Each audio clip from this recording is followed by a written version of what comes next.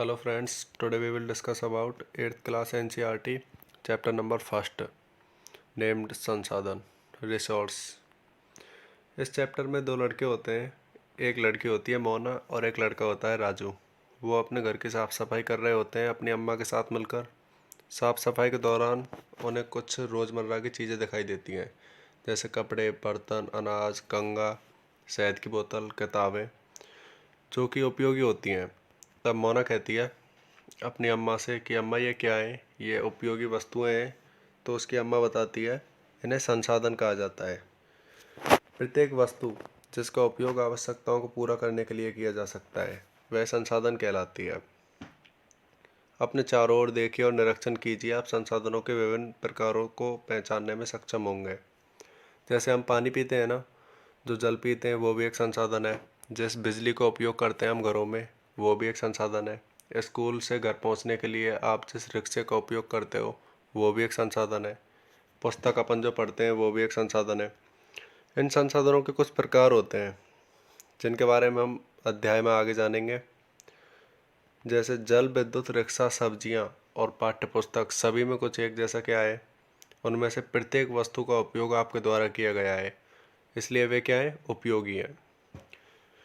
एक वस्तु अथवा पदार्थ की उपयोगिता अथवा प्रयोज्यता उसे एक संसाधन बनाती है, यानी कि कोई भी वस्तु जिसकी हमारी लाइफ में इम्पोर्टेंस हो वो क्या है, एक संसाधन है।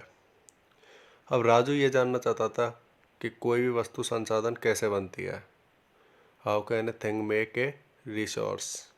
सो अम्मा ने बताया वस्तुएं उस समय संसाधन बनती है जब उनका कोई मूल्य होता है। इसका प्रयोग अथवा उपयोगिता इसे मूल्य प्रदान करता है। सभी संसाधन कैसे होते हैं, मूल्यवान होते हैं। अब ये अम्मा ने कहा था। अब मूल्य का अर्थ होता है महत्व।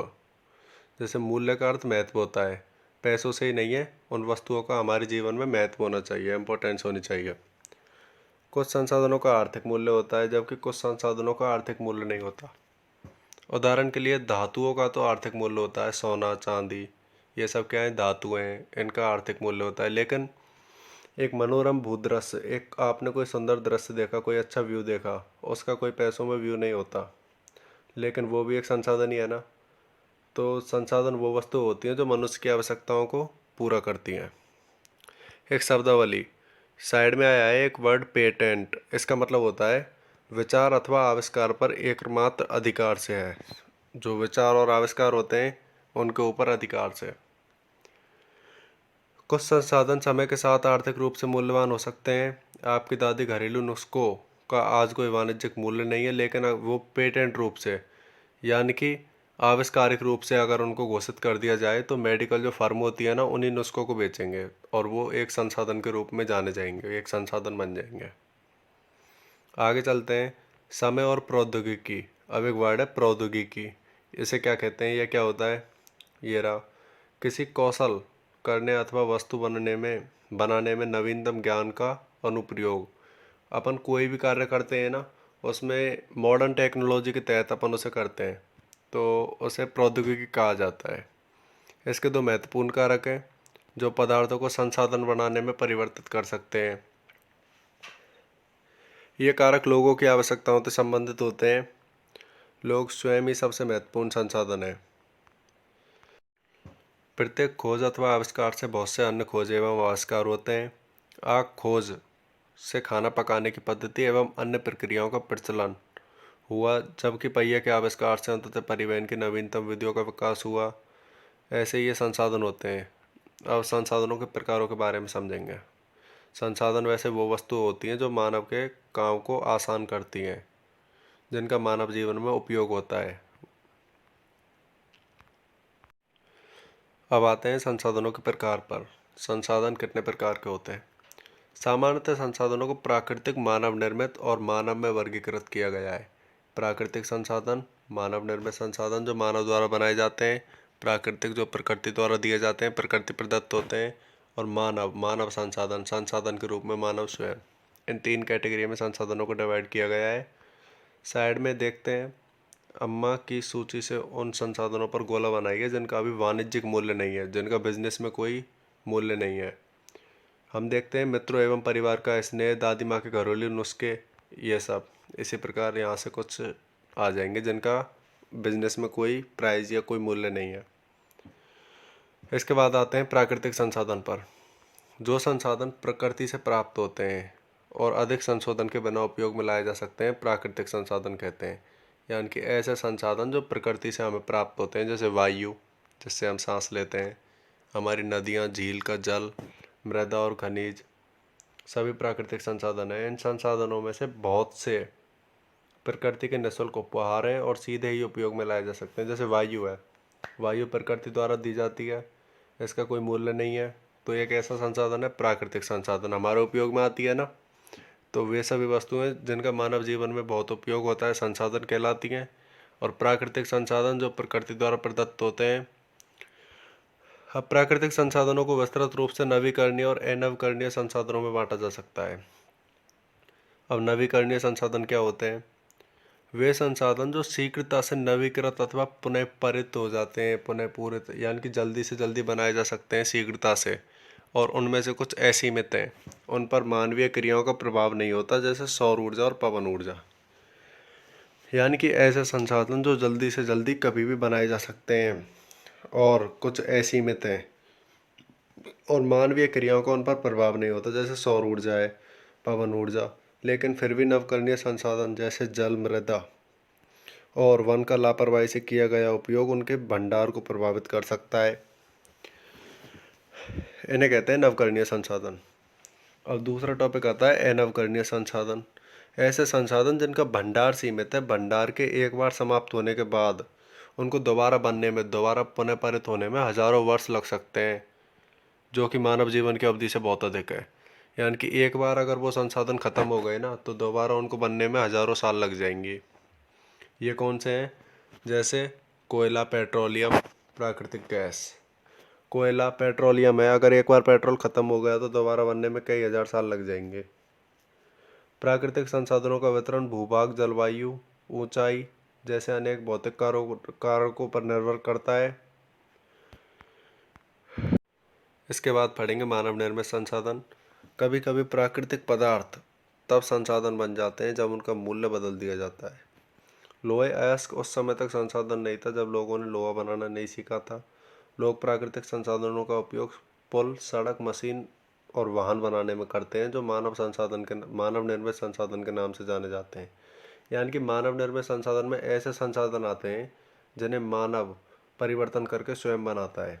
जैसे पुल है, पुल मानव बनाता है, सड़क मानव बनाता है, मशीनें मानव बनाता है, वाहनों को मानव बनाता है, गाड़ियों को।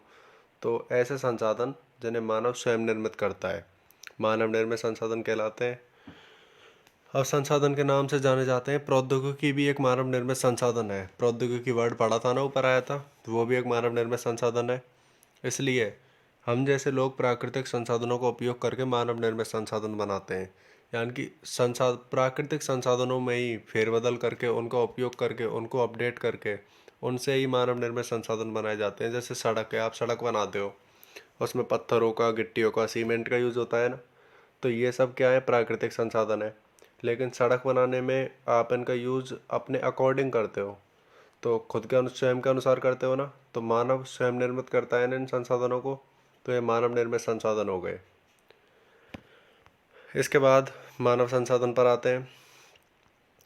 लोग और अधिक संसाधन बनाने के लिए सबसे अच्छी उपयोग तभी कर सकते हैं जब उनके पास ऐसा करने के लिए ज्ञान, नॉलेज और कौशल हो। देखो, ये कार्टून आया है यहाँ पे। सूखे के कारण फसलों का विनाश, क्या मैं इसका समाधान निकाल सकती हूँ? हाँ, क्यों नहीं। जैसे लोग होते हैं ना, जो साइंटिस्ट हैं, साइंटिस्ट खुद के ज्ञान और कौशल की सहायता से लोगों की मदद करते हैं, कई उनके लिए नए नए आविष्कार करते हैं। डॉक्टर होते हैं, लोगों का इलाज करते हैं, किससे? और अपनी नॉलेज से, अपने ज्ञान से लोगों की मदद करते हैं। तो ये सब भी संसाधन के रूप में लोगों की मदद करते हैं। जैसे डॉक्टर है, डॉक्टर लोगों का इलाज करता है, तो उनकी आवश्यकताओं की पूर्ति करता है। तो इस प्रकार डॉक्टर भी एक संसाधन हुआ। तो ये ये मानव संसाधन का उदाहरण होंगे। अतः मानव संसाधन है शिक्षा और स्वास्थ्य लोगों को बहुमूल्य संसाधन बनाने में मदद करता है। मानव संसाधन में सबसे अहम भूमिका होती है शिक्षा और स्वास्थ्य और कौशल की। ज्ञान, कौशल, ये वर्ड है ना, इनकी सबसे महत्वपूर्ण भूमिका होती है मानव संसाधन में। अब संसाधनों का संरक्षण। मोना ने एक बड़ा सपना देखा था कि अगर पृथ्वी से सारा जल सूख गया, सारे पेड़ कट गए, वहाँ ना तो छाया थी और ना ही कुछ खाने पीने के लिए था। लोग परेशान हो रहे थे, चारों तरफ भोजन और छाया की तलाश में निराश यानी कि दुखी होकर घूम रहे थे। उसने अपनी माँ को अपने सपने के बारे में बताया और उनसे पूछा, अम्मा क्या यह सच हो सकता है? अम्मा ने उत्तर दिया, हाँ, यदि हम नवीकरणीय संसाधनों के प्रति सतर्क नहीं रहे तो ये बहुत दुर्लभ हो सकते हैं और अनवीकरणीय संसाधन निश्चित ही समाप्त हो सकते हैं। तब राजू पूछता है, हम इसके लिए क्या कर सकते हैं? अम्मा कहती है, इसके लिए बहुत कुछ, जैसे संसाधनों का सतर्कता से सावधानी पूर्वक उपयोग करना, उन्हें नवीकरणीय के लिए समय देना संसाधन संरक्षण कहलाता है। यानी कि जो संसाधन होते हैं ना, उनका केयरफुली सावधानी पूर्वक उपयोग करना चाहिए, जितनी आवश्यकता हो उतना ही। और उनके रिसाइकल के लिए, उनके पुनर्निर्माण के लिए भी हमें बहुत कुछ करना चाहिए। उनका पुनर्निर्माण करना चाहिए, उनको बार बार यूज़ करना चाहिए, रिसाइकल करना चाहिए। संसाधनों का उपयोग करने की आवश्यकता और भविष्य के लिए उनके संरक्षण में संतुलन बनाए रखना सतत पोषणीय विकास कहलाता है। सतत पोषणीय विकास किसे कहते हैं? संसाधनों की आवश्यकता, जो संसाधनों की आवश्यकता है उसमें, और भविष्य में उनके संरक्षण में, इन दोनों के बीच में बैलेंस बनाए रखना, यह क्या कहलाता है? संसाधनों का सतत पोषणीय विकास कहलाता है। अब संसाधन के संरक्षण के अनेक तरीके हैं, जैसे पुनःचक्रण, रिसाइकल करके। जैसे प्लास्टिक है, प्लास्टिक का अपन रिसाइकल करके दूसरी वस्तुएं भी बना सकते हैं, इस तरह से। अब इसके बाद इनके बीच में कुछ कन्वर्सेशंस होती हैं एंड ये बोलते हैं कि आगे से हम ध्यान रखेंगे कि हमारी जो बिजली है, पानी है, ये सभी व्यर्थ ना हो, वेस्ट ना हो, और इनका अच्छे तरीके से हम उपयोग करेंगे। देन सतत पोषणीय विकास, संसाधनों का सावधानीपूर्वक उपयोग ताकि वे न केवल वर्तमान पीढ़ी अपितु भावी पीढ़ियों की आवश्यकताएं भी पूरी होती रहें। तो संसाधन होते हैं, उनका सावधानी से इस्तेमाल करना चाहिए, जिससे वो हमारी आने वाली पीढ़ी के लिए भी उसी प्रकार बने रहें जिस प्रकार हमारे लिए हैं। ये इसका सपना था मोना का, यहाँ पे इसने देखा था जो। इसके बाद और इसमें कुछ खास नहीं है। सबसे ज़रूरी चीज़ संसाधनों के प्रकार और संसाधन कैसे कहते हैं, ऐसी वस्तुएं जो मानव की ज़रूरतों, मानव की आवश्यकताओं को पूरा करती हैं, संसाधन कहलाती हैं। संसाधन 3 प्रकार के होते हैं। कौन कौन से? संसाधन में पहला प्रकार है मानव निर्मित संसाधन, प्राकृतिक संसाधन और मानव संसाधन। अब प्राकृतिक संसाधन कैसे कहते हैं? ऐसे संसाधन जो प्रकृति द्वारा प्रदत्त होते हैं, प्राकृतिक संसाधन कहलाते हैं। मानव निर्मित संसाधन, ऐसे संसाधन जो मानव के द्वारा बनाए जाते हैं, मानव निर्मित संसाधन कहलाते हैं, जैसे पुल, सड़क, मशीन, वाहन आदि। और मानव संसाधन, मानव स्वयं संसाधन के रूप में दूसरों की आवश्यकताओं की पूर्ति करता है अपने ज्ञान और कौशल से, जैसे डॉक्टर होते हैं, इंजीनियर्स होते हैं, इन्हें मानव संसाधन कहते हैं। प्राकृतिक संसाधन का उदाहरण जैसे हवा, वायु, पानी, ये सब। ठीक है, इनके बीच में 2 टॉपिक और हैं, नवीकरणीय और अनवीकरणीय संसाधन। वे संसाधन जो जल्दी से जल्दी उत्पन्न किए जा सकते हैं और कुछ उनमें से कुछ असीमित होते हैं, नवकरणीय संसाधन कहलाते हैं, जैसे सौर ऊर्जा और पवन ऊर्जा। अनवकरणीय संसाधन वे संसाधन जिनका भंडार सीमित होता है और एक बार समाप्त होने के बाद उन्हें दोबारा उपयोग में लाने में, दोबारा तैयार होने में कई हजारों वर्ष लग जाते हैं, जो एक मानव जीवन की अवधि से भी बहुत ज़्यादा है। एग्जाम्पल है इसके कोयला और पेट्रोलियम। इम्पोर्टेंट यही थे इसमें। आपका chapter finish and hope you all like it. Please like, share and subscribe. Thank you.